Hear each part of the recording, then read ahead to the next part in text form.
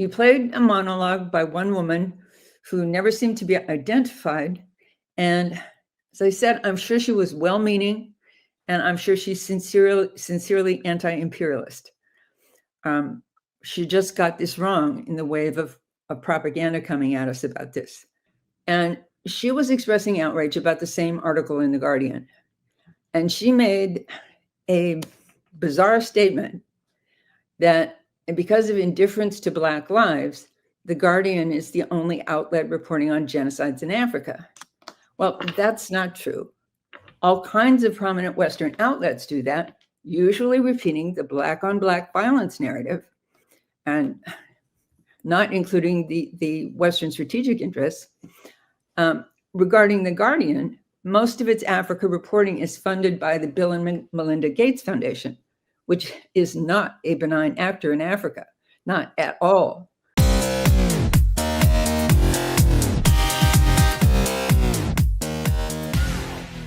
I'm here because I asked for a chance to respond to inaccuracies in one of your podcasts, which was headlined, Ethiopia Intent to Destroy Tigrayans, Western Imperialism from Middle East to Africa. And I'm sure this was well intended, but it's a very complex subject. And so it's easy to be led in the wrong direction by all the propaganda that's out there. There's plenty of Western imperialism in the Middle East and Africa, as there is everywhere. This segment just didn't get it right. It actually played into a Western imperialist narrative about the 2022 Northern Ethiopian conflict. It's a Black on Black violence narrative published in The Guardian with the headline, quote, rusted screws, metal spikes, and plastic rubbish, the horrific sexual violence used against Tigray's women. Now, this war, the Northern Ethiopian conflict, sometimes called the Tigray War, but more accurately called the Northern Ethiopian conflict, was a war between Black African forces, but Tigrayan forces have been a long-standing U.S. proxy, and the Western media constantly portrayed Tigrayans as the only victims. They're what Noam Chomsky and Ed Herman called worthy victims because they suited a Western imperialist narrative. Okay. I went to Ethiopia and Eritrea. And in Ethiopia, the war wasn't taking place in Eritrea, it was taking place in Ethiopia. But I saw people who were suffering horribly because of the violence of Tigrayan forces who had invaded Amhara and Afar regions. I went to both of those. I saw people in horrific refugee camps, one refugee camp with 45,000 people in it and children dying every day. Not enough clean water. They were terrified of a measles outbreak. I talked to people who'd run all the way from the top of Afar province to the southern end, from the north to the south. One woman who'd given birth along the way. There were people who had just fled east into the desert and nobody knew where they were.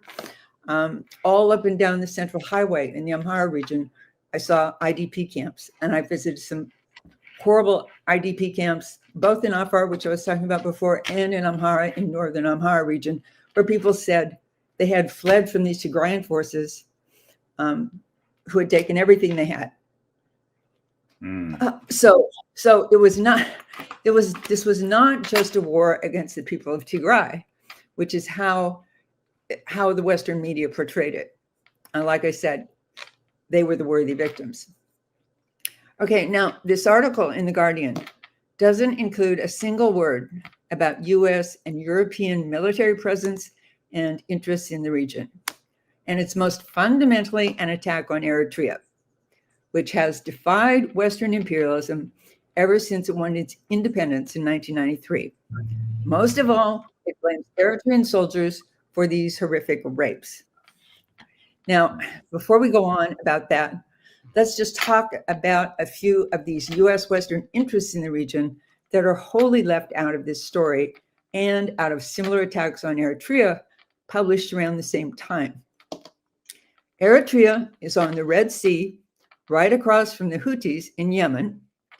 Sudan and Eritrea control the southwestern Red Sea, south of Egypt. Sudan and Israel have been hostile for decades, and whatever you might say about their last and current leaders, Omar al-Bashir and Abdel Fattah al-Burhan, both have said that they stand with Palestine. Sudan is reported to be offering Russia a military base on its coast. I don't know if this is true, but I find it credible. In any case, they're not going to offer the US or Israel a base on their coast. Eritrea has no foreign military bases on its coast, and it refuses to collaborate with AFRICOM, the US Africa Command, or any other US, EU, NATO security architecture. Say more about that later. 15% of the world's trade, including 30% of its container cargo, pass through the Red Sea, as does 12% of its oil. As we know, the Houthis have been attacking cargo ships associated with Israel in the Red Sea, and the US has been bombing them back. And that, I'm not sure what the current state of negotiations between the US and the Houthis is, but it's part of the ongoing theater of war here. Around the corner on the Gulf of Oman and the Arabian Sea, 20% of the world's oil passes through the Strait of Hormuz, which Iran could block off. Everybody would suffer, including Iran, but if pushed to that extreme, Iran could block off the Strait of Hormuz. Now, Ethiopia, which neighbors Eritrea, I wish I had a map. I didn't have time to create a screenshot of a map, but it's okay.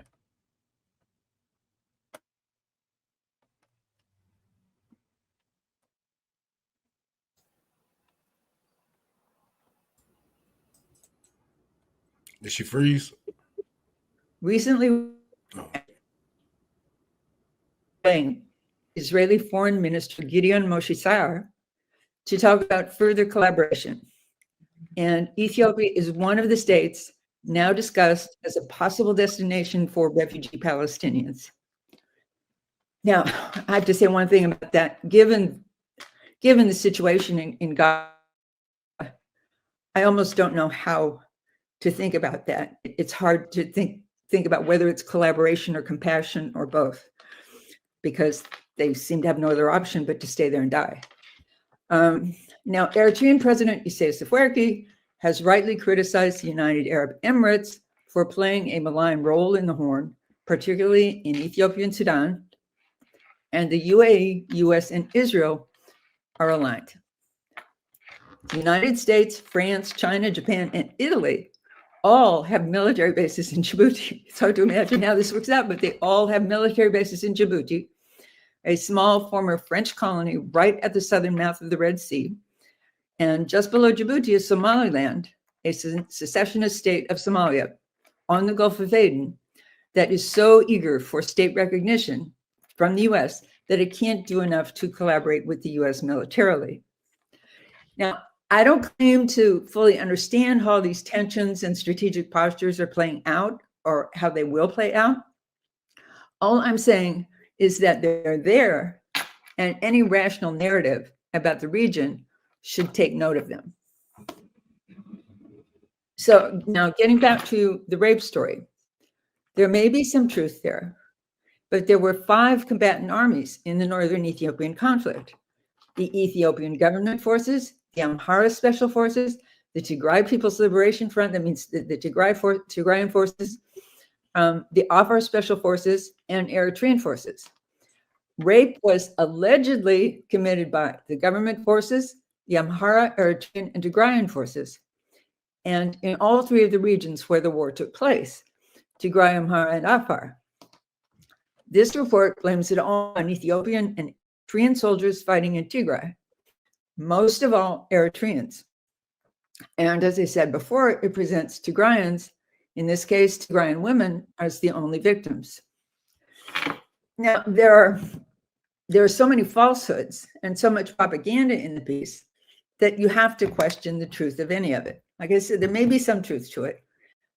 I don't know, but it's so full of untruth that I'm very doubtful, and it's part of a whole propaganda wave against Eritrea.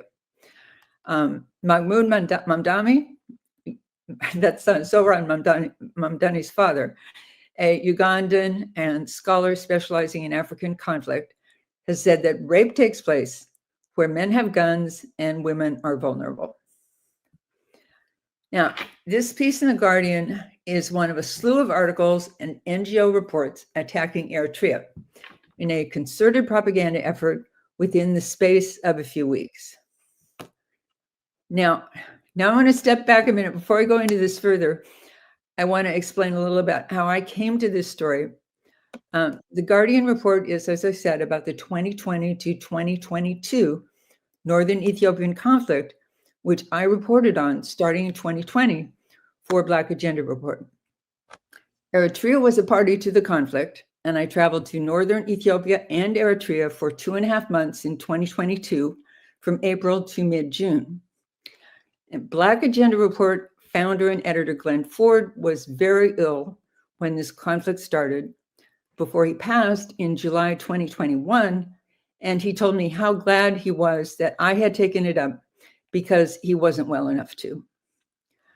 Now, someone who hates Eritrea and or someone committed to this singular Tigrayan victim narrative and the particular Black on Black violence narrative is likely to show up here and say, hey, white lady. But Glenn Ford was behind my reporting about this in the last year of his life and was always really supportive. So Glenn was a particular friend of Eritrea, Ethiopia's neighbor, as I've said, which is, as I've said, the fundamental target of this propaganda. He gave a great talk at the Eritrean American Festival out here in Oakland in August 2012. And that talk is available on YouTube under the heading, Glenn Ford speaks at the Eritrean Festival about U.S. intervention and militarization of Africa. So now getting back to your segment, the segment I wanted to respond to, you played a monologue by one woman who never seemed to be identified. And as I said, I'm sure she was well-meaning, and I'm sure she's sincerely anti-imperialist. She just got this wrong in the wave of propaganda coming at us about this. She was expressing her outrage about this article published in The Guardian on June 30th. And it's about grisly gang rapes in the Tigray region of northern Ethiopia during, as I said, the 2020 to 2022 Northern Ethiopian conflict, which it's more accurately called that than called the Tigray War, because it was fought in all three of Ethiopia's northern provinces, as I've said before, Tigray, Afar, and Amhara. I should explain here that there are more than 50 ethnic groups and subgroups, many with their own languages in Ethiopia. And the country is unfortunately divided into ethnic regions. For many years, for almost 30 years, people had ethnic identity cards, like their ethnicity was identified on their identification. And this just made the ethnic tension worse. There are three groups that was initiated by the Tigray People's Liberation Front. That's the Tigray government. It was called the Tigray People's Liberation Front because they fought in the Liberation War. Anyway, it was the Tigray-dominated government that instituted that. And the three groups who have competed for power are the Tigrayan, Amhara, and Oromo. And some sort of reconciliation between these groups is going to have to happen if the country's ever to be at peace. I feel like that's between them. That's not my issue. My issue is what the U.S. does here. And the U.S. has taken advantage of this ethnic division for its own purposes. Okay. For 27 years, and made it worse.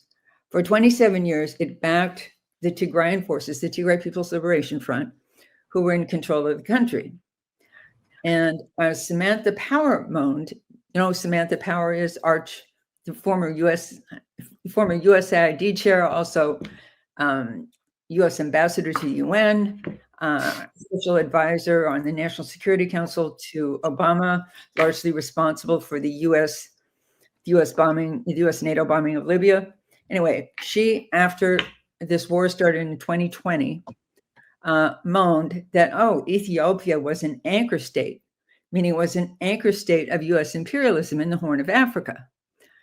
In 2006, the U.S. persuaded the TPLF, that's the Tigrayan forces, to invade Somalia and overthrow the Islamic courts, which caused chaos and gave rise to the terrorist group Al-Shabaab. Somalia, after state collapse, had struggled to where it had a welcome stability established by the Islamic courts, and the U.S. sent the TPLF in to overthrow them. Now, in that segment, the segment that I was responding to, you also played a clip by another woman. It seemed to be a TikTok video.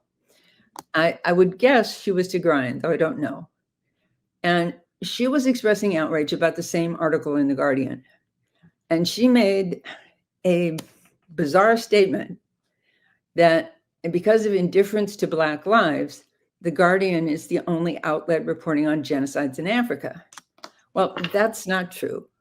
All kinds of prominent Western outlets do that, usually repeating the Black on Black violence narrative and not including the Western strategic interests.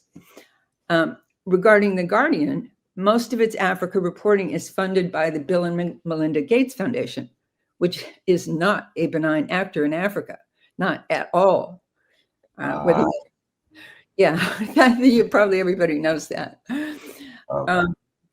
There are some good writers and good reporting about Africa in The Guardian, but there's also a lot of imperialist trash, like this article that we're talking about. You have to read The Guardian critically, consider who the writer is, how plausible the story it is, given everything else that you may know about the region. The same is true of any of the big Western legacy media, and it's also true of Human Rights Watch and Amnesty International. Like they'll get some things right, but often they're used to produce propaganda against U.S. enemies, like particularly recently about the Sahel states, Burkina Faso, Mali, and Niger. Usually has an imperialist slant, right? Yeah. Well, sometimes it gets it right. The problem, I had the chance to interview Norman Finkelstein about this, and I told him that I really hesitate whenever I think Human Rights Watch, Amnesty International have something right. I hesitate to cite them because I feel like it's reinforcing them, giving them credibility, and then they may turn out and do something really shameless. And he said he had built a small career on criticizing Human Rights Watch, particularly about Palestine and Israel. But his conclusion was these organizations have a lot of status. When they get it right, you go ahead and recognize that and cite them. When they get it wrong, you say they got it wrong. So I'd say that's the same with a lot of these other outlets. Now, both of the women in that segment said that this was somehow about anti-Blackness, even though it's a Black on Black violence narrative. Western humanitarian imperialists try to frame every conflict in Africa in the simplest terms of Black on Black ethnic annihilation that white saviors have to somehow step in and stop. They're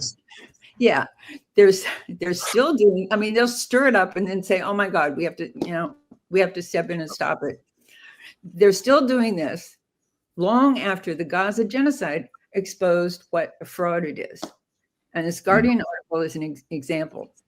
Most of those pushing this Black on Black violence narrative about Africa are MIA on Gaza. Yeah. So, Miss Ann, just one question. Well, really, it's more of a statement, but it sounds to me like the same thing was happening with Afghanistan, where they were saying, "Well, we have to go into Afghanistan because they're massacring the women and the children, and we have to go in there to do regime change, and we have to be the saviors." It's like the West has to be the savior of the people of the global South, and it sounds like this is what that kind of ploy is going on right now. Yeah. Absolutely. In Afghanistan, we were supposed to be saving women. Yeah. I mean, please. And it was, Afghanistan had a secular society that we funded the Mujahideen to overthrow, and causing the collapse of the secular society. And I guess, well, I don't want to go far back into that. The U.S. funded the Mujahideen in, I think it was the 70s or 80s. And ended the secular government in Afghanistan, and now they have the Taliban. Yeah, and the same thing with Iraq. Iraq will this Project Iraq Freedom, Project Enduring Freedom. In Kuwait, they told us that Iraqi soldiers were throwing babies on the floor to steal the incubators. So, yeah. Oh, and of course we have WMD. You always have to, the U.S. is always going to say it's doing the right thing. And in Africa, this white savior narrative is really dominant. They always got the same playbooks. Like it never really changed. They just changed the country, and they get away with it because Americans are stupid. I'm not holding back. Americans are fucking not only illiterate, can't read, even if we gave them a book, but they are blind to the fact of what's actually going on. So, we see that we went into these wars head first, and we came out with apologies, and nothing else, no reparations, nobody rebuilding these countries that we destroyed, nobody helping with the infrastructure, the waters, get rid of the toxic out of the land, any of that. Then we forget it because it's 5, 10 years, 20 years later on down the road, and now they're saying, hey, we need to go into Iran because Iran got nuclear weapons. They about to build a nuclear weapon any minute now. So it's always the same old playbook with these people because they don't have to change it because Americans don't read up on what the government is actually doing. They so full of identity politics at the time that they're not even looking at the main course of politics. What is foreign policy? Because foreign policy really shows how a country actually run, who's in control, and it's just sad to see that they don't need a new playbook when it comes to Americans, that we just forget about it and just move on, then come back around and say, hey, well, I guess we got to go kill those people. And we're not killing those people for any of these freedoms or democracy, because I always say, even here, there's no such thing as democracy. There's never been a such thing as democracy, and it never will be one here in America. But that is one of the things that they, brainwash you with, telling you, thinking that you have a choice in any of this. It's really just an illusion of choice, because where's your primaries at? Where's, like, where's the people, where's the real representation where the young people are, favoring socialism, but you don't want to give us those candidates because you don't want to rock the boat too much. So it sucks, but it's a teaching moment at the same time. So it kind of reminds me of the weapons of mass destruction also in Iraq. Like, they always come up with some excuse to try to sell. The West always comes up with some kind of excuse to sell these conflicts. Yeah. Just a question to you, Miss Ann, and correct me if I'm wrong, but I heard that some people have said that Eritrea is called the North Korea of Africa. Is that a nickname that they typically call it, especially people in the West? Yeah, they love to call it that. Some people I know like to call it the Cuba of Africa. Eritreans told me they're the Eritrea of Africa. But there are some similarities. They guarantee healthcare and education, like Cuba and Venezuela. Okay, we hate Cuba and Venezuela, so we hate Eritrea. Okay, they don't practice Western electoral democracy, at least not now. It's been more or less a siege economy ever since it gained its independence in 1993. So it really hasn't had that luxury. It does practice democracy on a grassroots level. There are labor organizations, women's organizations, and youth organizations which practice internal democracy. Okay. One way I just learned as I was reading to prepare for this, that it is like North Korea is that neither country instituted mass vaccination for COVID. Eritrea did not, because they established a council, a COVID monitoring council, and never saw signs of an epidemic there. So they didn't see a reason to institute mass vaccination. But of course, you know, the Western press that loves to shred Eritrea went wild with that. I don't know what North Korea's logic was, but they didn't mass vaccinate until sometime, I think, into 2022. They vaccinated some groups of soldiers. I'm not sure what the logic. Yeah, because I remember the Biden administration was actually sending out bad dosage, expired vaccines. I believe they sent some to Palestine, and they sent some to another country that we was, you know, running through and whatnot. But yeah, I think it was smart on the DPRK to actually pace themselves on what's actually going on. You know, all these conspiracies about what's actually in the vaccine and where this, you know, virus came from. So it was good to pace instead of rushing in head first. And you never know what, you know, the powers that may be would do anything to get their hands on North Korea. So I would have moved cautiously also. Yeah. This just goes to show how, you know, sneaky a lot of times the West is when it comes to painting a narrative about countries that don't want to play with the West. They don't want to play ball with the West, and so the West tries to sabotage them. And no doubt, countries like Ethiopia and Eritrea have masses of resources that the West wants to exploit. They want to exploit as much as they possibly can. Plus, also looking at the map, you also, because they know that they really can't combat the Yemenis. Let's go back to the map in Africa. Yeah. They can't go against the Yemenis when it comes to. Great.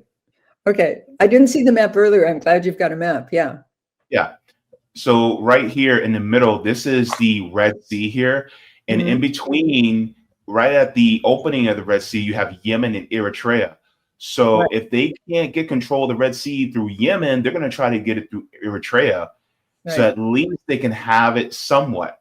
But if you have Eritrea that is anti-Western imperialism and Yemen that's anti-Western imperialism, there's no getting through into the Red Sea through the Gulf of Aden, meaning that they would have to take their ships and go all the way around, which is about a 2-week extension of a trip around the Cape under the South Africa, and then up the entire west coast of Africa, and then go through into between Portugal and Morocco, and then get into the Mediterranean, and then have to go all the way over to get to Israel.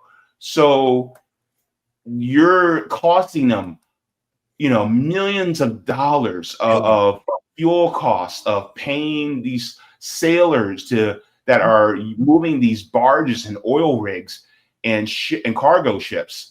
And so it's draining them dry of money and resources just to be able to do that, because you're literally blocking the passage that makes it a whole lot easier to get to places like Israel. This is why Trump, admitted to losing the war. Like, I don't care what nobody. Trump admitted to losing the war against Yemen. He they're strong guys. They're the toughest guys ever. Blah blah whatever. No, you got your ass whooped. Y'all had to pull out the big toys. You had to pull out the big toys, and they are using drones and weapons that don't even. It costs something, but it's not as much as the level that we are spending on as far as our military. You know, we have to spend billions of dollars trying to get through Yemen. That's a losing fight. And all the generals in the U.S. have seen it. They came to this conclusion that we would not win against Yemen. And Trump had to back down to get some kind of deals and some kind of boats through, but they are set and locked on, their negotiations of, nobody's passing through the Red Sea until Gaza is free. And I believe that is, that's the bare minimum, you know, like stop killing kids and you can travel. Like it's not that hard.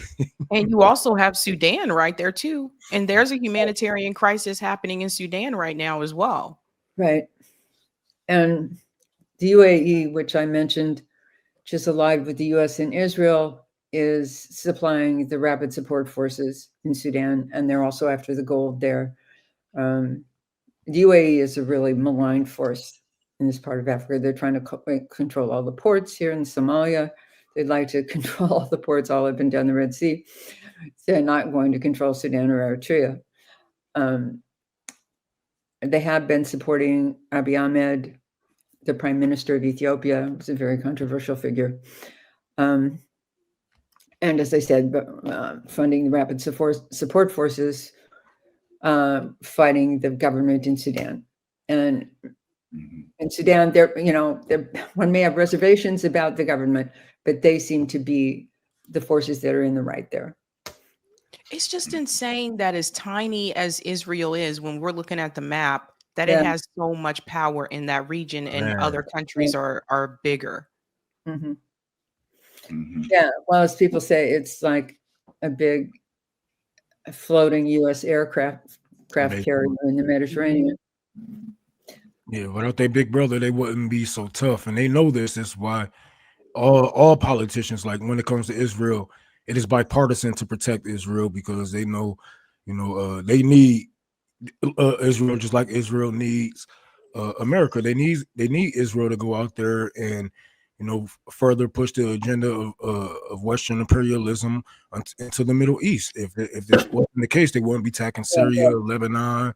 They wouldn't be trying to push people into Jordan. And I hate that argument of, why isn't any of the other countries taking these people in? Bro, I'm not leaving my house. You know what I'm saying? Like, I don't care if something was going on, I'll rebuild, but even if my neighbors had their doors open, like, you can move with us. Like, no, I'm not. I was born here. I was raised there. I'm staying there.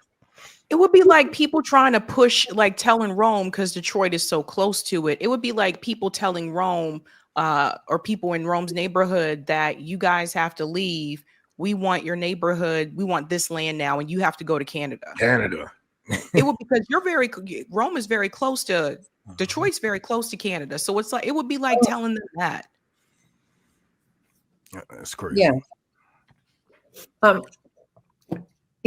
I said it's hard to know how to feel. I mean, I have a hard time knowing exactly how to feel about countries that might at this point offer refuge to Palestinians who want to leave. I know one Palestinian who got out of Gaza because he was wounded and said he would rather be any place but Gaza. He never wanted to go back. I mean, this is understandable, given what these people are going through, that some of them will want to leave. So how do you feel about countries willing to take them? I said, it can be interpreted as collaboration or compassion or both. I don't quite know what to think of it at this point.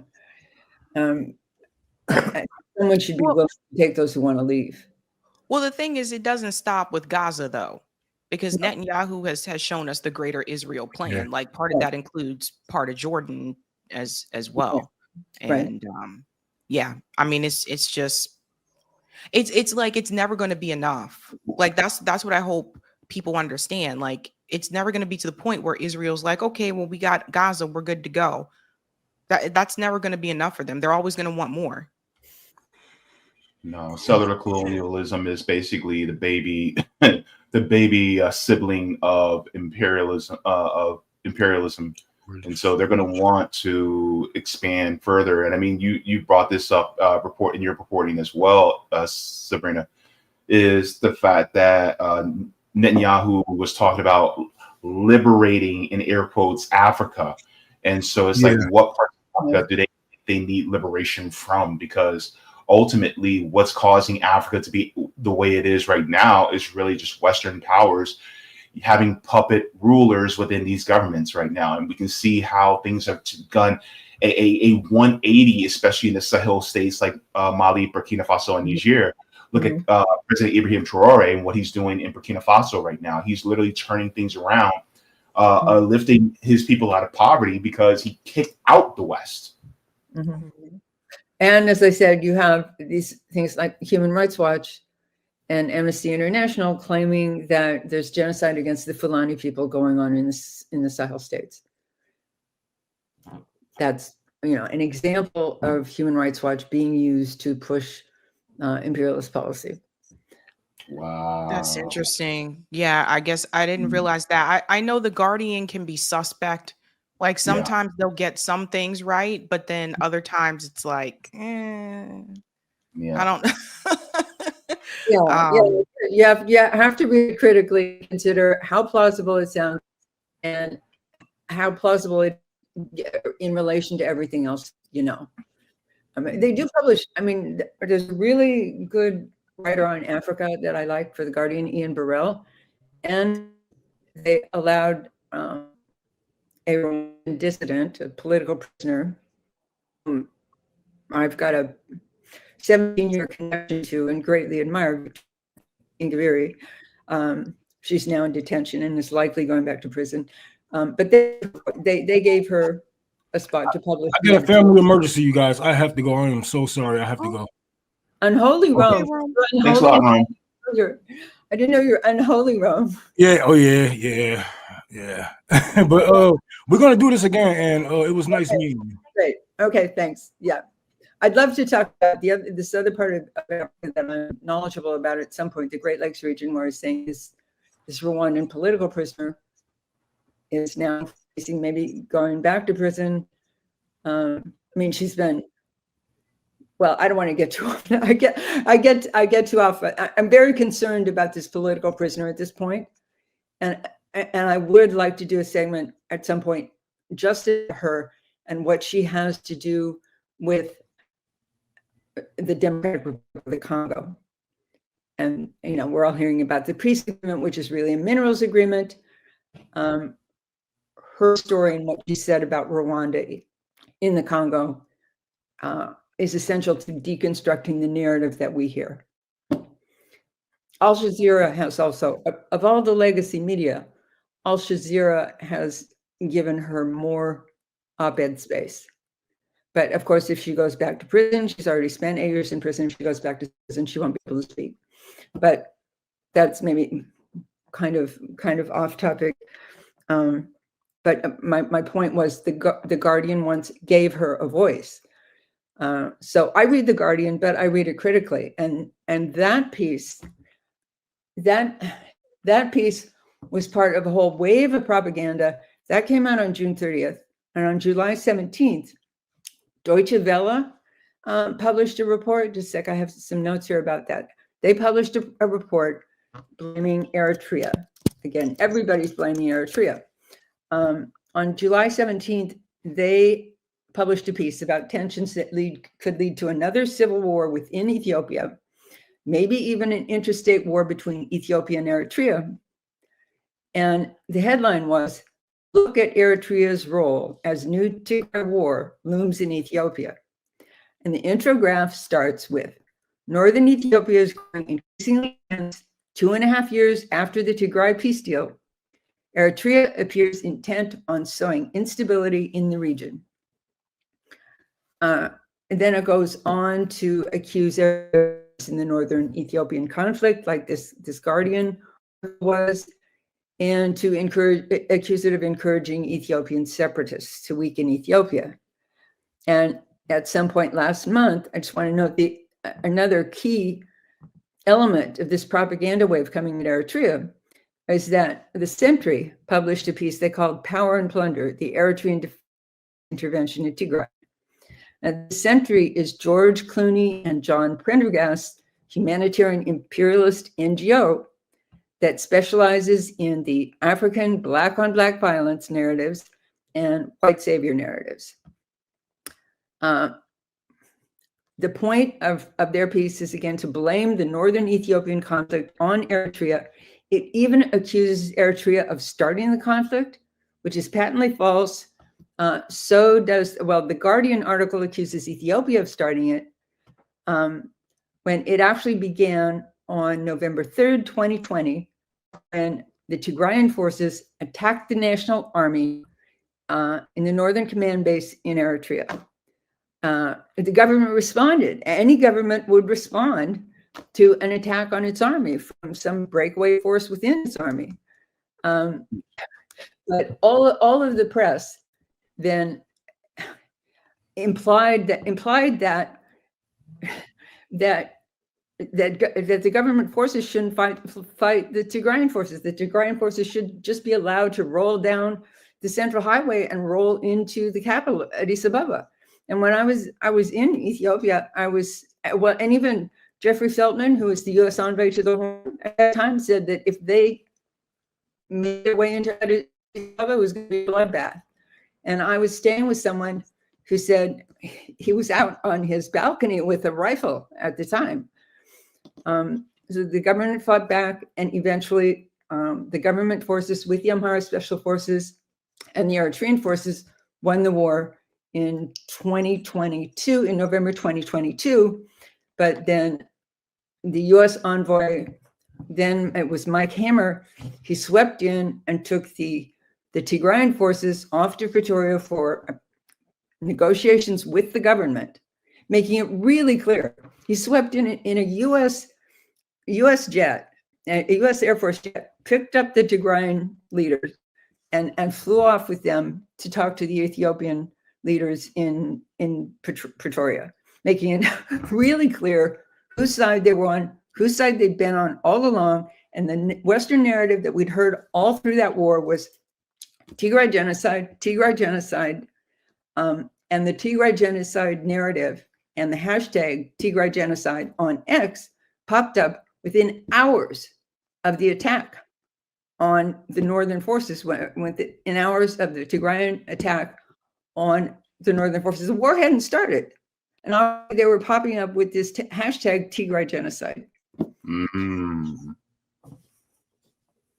Sounds like also, well, of course, this has been covered, especially in like the Twitter files, but a lot of times the government will have their hand in pushing certain narratives through social media as well in order to paint a certain idea with different geopolitical issues. Right. Exactly. While the United States is, or the West is really the ones that are kind of like the puppet masters, you know, gearing up to make it look like, okay, these people are there's this instability. We have to come in with our benevolent hand to be able to settle things. Exactly. And that benevolent hand also includes military action in order to change their representatives of their government, so that the United States has a more pro-Western, America's interests president or prime minister within their country. Yeah. A number of people have noted, and I think the Sahel states are noting. Eritrea has noted. One of my favorite scholars, Mohammed Hassan, a Somali Ethiopian scholar, has noted that Western electoral democratic forms are easy to subvert.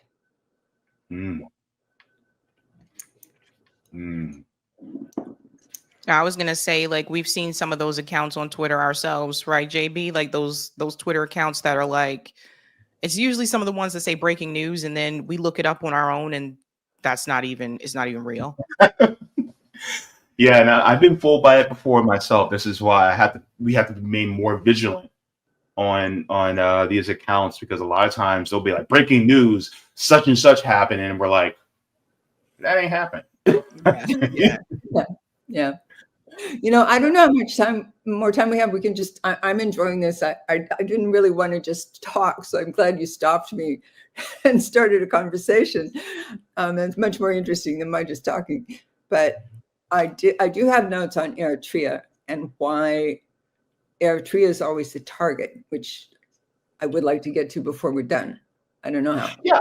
Well, in fact, let's get into that right now, because one of the things that, if you look, I remember looking it up. I should pull it up again. but there is a lot of different resources that Eritrea has. It's not just a strategic. Let me bring the map back up again. It's not just a strategic location, but it's also very rich in resources within that area too. So therefore, it's kind of like an economic 1-2 punch for the West really to take over.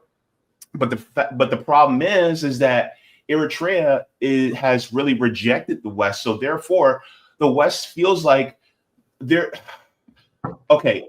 Forgive me for putting it this way in this analogy. No, but it's like that annoying dude that's at the door at the club trying to get in, and the bouncers just won't let him in. And the bouncers keep grabbing him by his shirt collar and throwing him out into the curb, and then he keeps trying to get in. Now he's trying to get through the back door. And that's basically what it sounds like what the United States is trying to do to Eritrea. Correct me if I'm wrong. The worst thing, no, absolutely. We talk about sanctions. Eritrea is subjected to the worst sanctions in the world. The worst thing I can imagine happening here is the U.S. encouraging Ethiopia to attack Eritrea and somehow assisting that. That would be horrible. I certainly hope it would not get that far, although there are now headlines every other day saying that there's a war about to start between Ethiopia and Eritrea. Eritrea is subjected to the worst sanctions that the U.S. subjects anyone to. It's no longer subjected to UN sanctions. It was subjected to UN sanctions from 2009 to 2018 on the false accusation that it was arming al-Shabaab, the terrorist group in Somalia. And those sanctions were lifted in 2018 when there was a brief period. But we should talk about this too. There was a brief period when Eritrea and Ethiopia made peace, and Eritrea and Ethiopia and Somalia signed a regional cooperation agreement. And for a while, for about 2 years, people were really hopeful. It's like they could have been like the Sahel states, which are moving to regional integration. The Sahel states are now a confederation, moving to be a federation, meaning moving to be a state with a central government, with the 3 states within the nation, like the United States. There was all this promise, and there was a long-standing war. There'd been long-standing hot and cold war between Ethiopia and Eritrea, and Abiy Ahmed actually received the Nobel Peace Prize for negotiating that peace. And he traveled to Eritrea, and he was welcomed by jubilant crowds who were so glad that this war was over. Then the Tigray War started in 2020.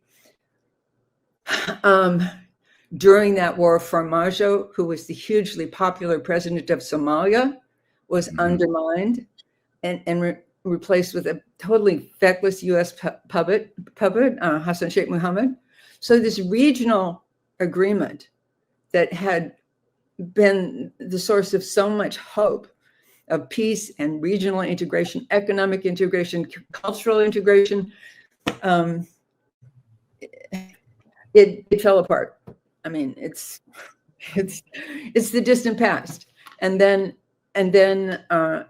after the Tigray War, Ethiopia started warmongering at its neighbors, Somalia and Eritrea, about its determination to get a Red Sea port. I love Ethiopia. I just don't want it to. I hope it doesn't erupt in another civil war, and that it doesn't invade Eritrea. The U.S. seems more determined to take Eritrea down with sanctions and by encouraging proxy dissidents. There are several, Eritrean dissident groups in the West who actually get very violent. I have been to 2 Eritrean American festivals. They happen every year, and I'm about to go to the next one in Mantika in a week or 2. And both of those were attacked by Eritrean dissidents In Seattle, they came in, these exhibition tents, they tore down the exhibition tents, they were waving American flags, they set things on fire, they put people in the hospital. And this also happened in Charlotte. I think it was Charlotte a year or two ago. And there are Western pundits like this guy, Martin Cloud, who keep talking like these people are heroes. One of the best things about this, though, is that police forces in the US and Canada and Europe have said, no, you can't break the law on our soil and not go to jail. So a number of these people have been sentenced. But at the same time, you have Western media saying, well, they're fighting a dictatorial government. Yeah, they're getting violent. They attack these peaceful cultural festivals. Oh, but they're opposed to a dictator.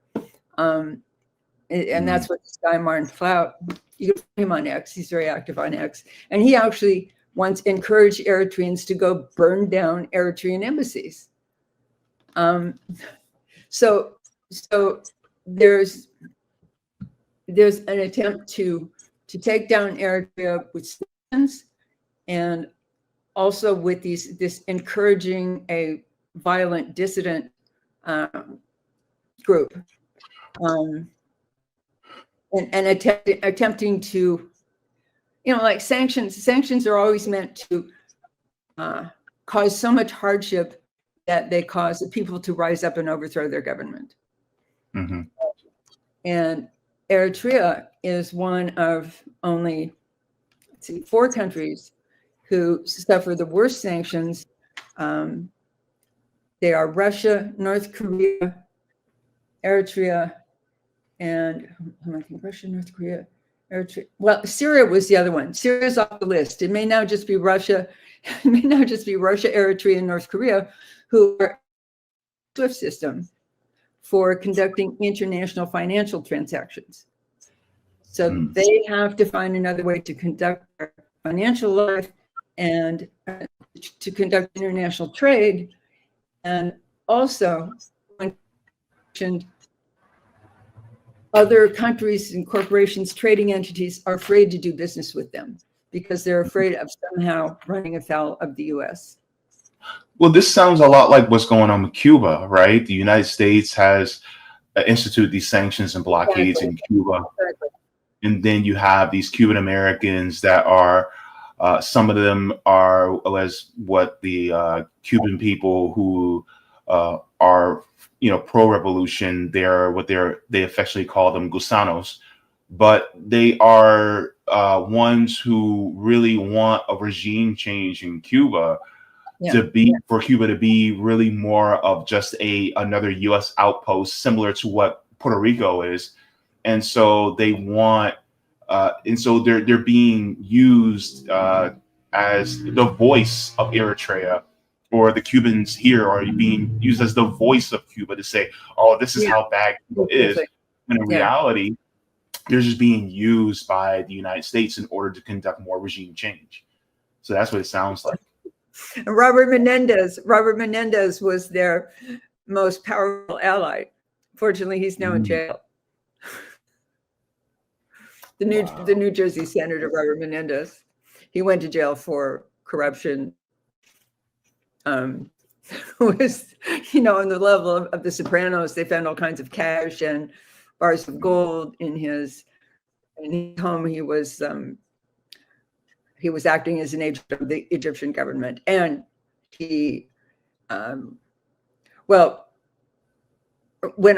the best thing Obama did was lift the sanctions on Cuba, and there was a brief renaissance in Cuba where suddenly there was all kind of trade opened up. With Havana was happening. Even the Rolling Stones went to perform in Havana, and then Biden reimposed the sanctions, and part of the reason was that he was afraid of Robert Menendez, who was head of the Senate Foreign Relations Committee before he went to jail.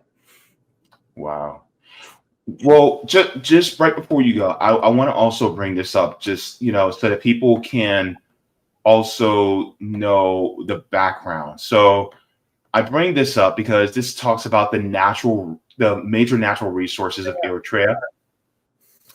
And in here, it says, as far as minerals go, it says Eritrea has a substantial amount of mineral deposits that are yet to be exploited. The geological work. I'm sorry? I said exactly. Yeah, it's called the Nubian Shield. They're on the Nubian Shield. Go ahead. Yeah. The geological works and remote sensing investigations have proved that the country possesses a substantial amount of minerals. Some of the mineral resources in Eritrea include gold, zinc, copper, oil, potash, limestone, gypsum, iron ore, and natural gas. Eritrea's green belt, which hosts a precious and base metal, covers about 70% of the country. The number of mineral reserves in the country is unknown, lack to adequate mining facilities. Apart from above mineral resources, Eritrea also has potential for producing ornamental marble and granite. As of 2017, 10 mining companies have been licensed to prospect for different minerals in the country. So it says Eritrea will produce 350,000 ounces of gold annually until it runs out of gold. The potash mine in the Danakil Depression is expected to produce 10,000 tons per day for about 150 years. And so that's just the minerals. And then it talks about the oil reserves.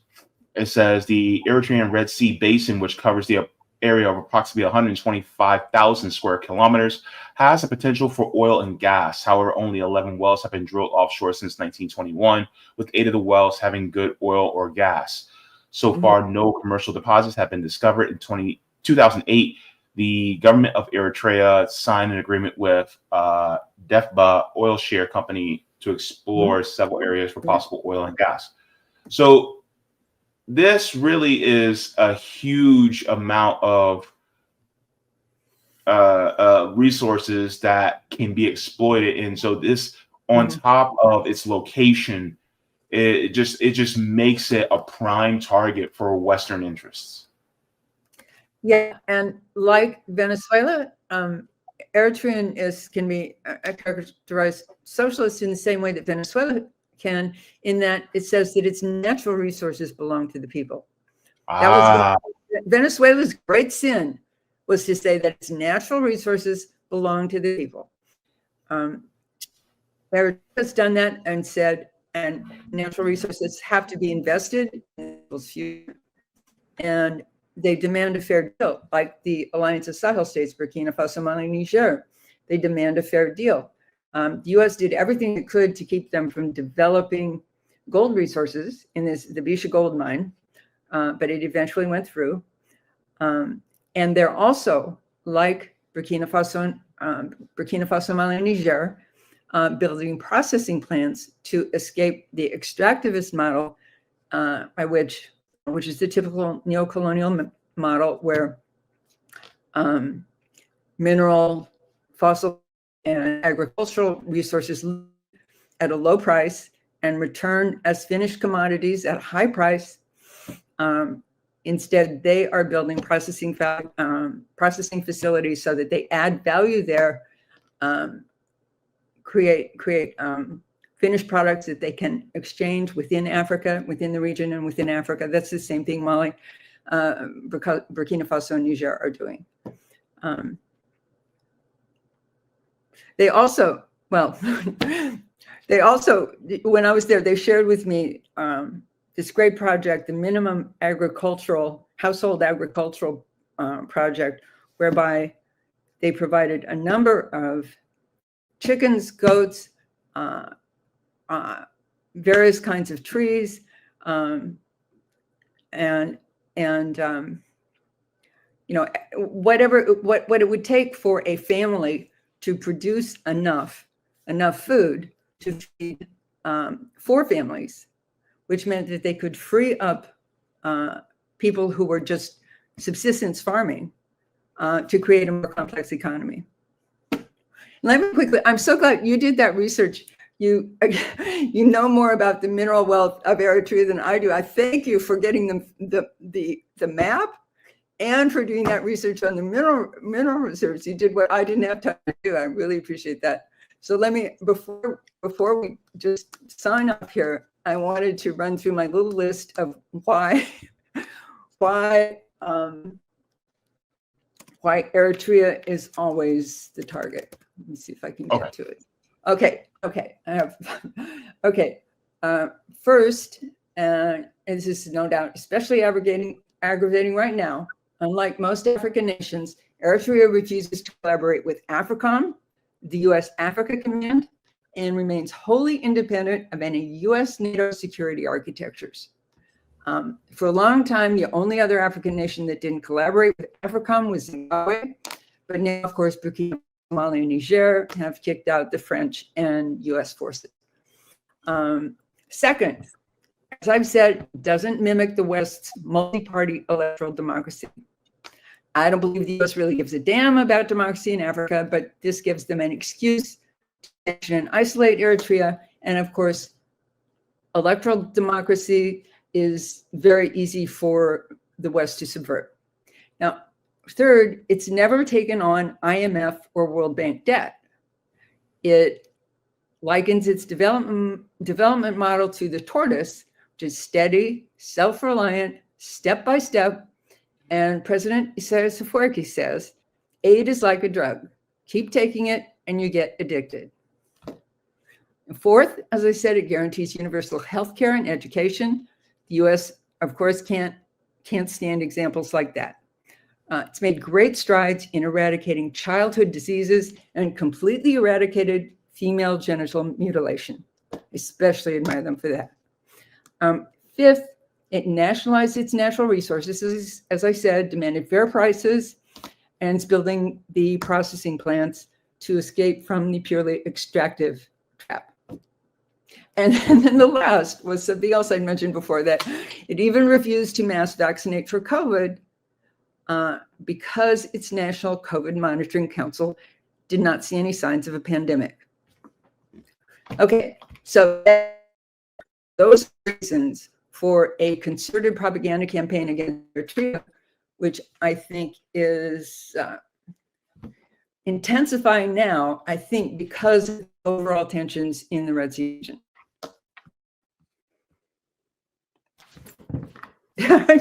That's my last word.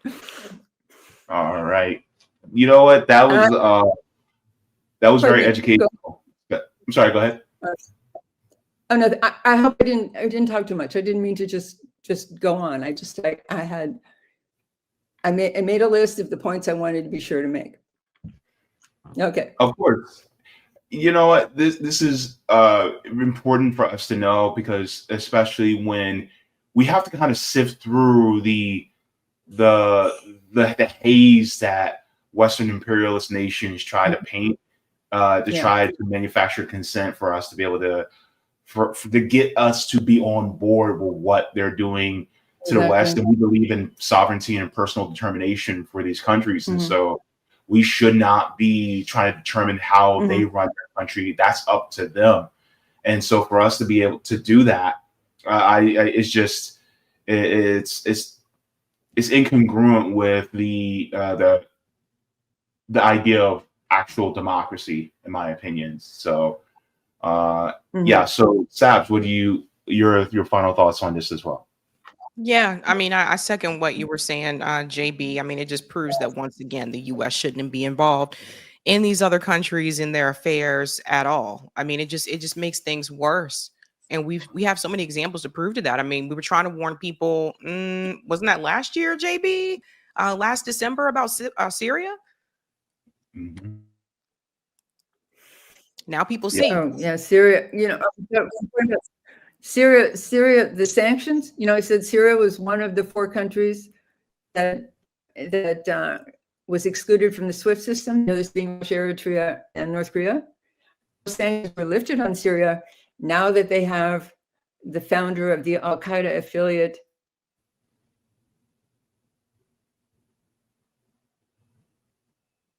Just that was. I couldn't help adding. We've been talking about sanctions, and you mentioned Syria, and I wanted to say that those sanctions, those most punishing of sanctions, have now been lifted on Syria. Wow.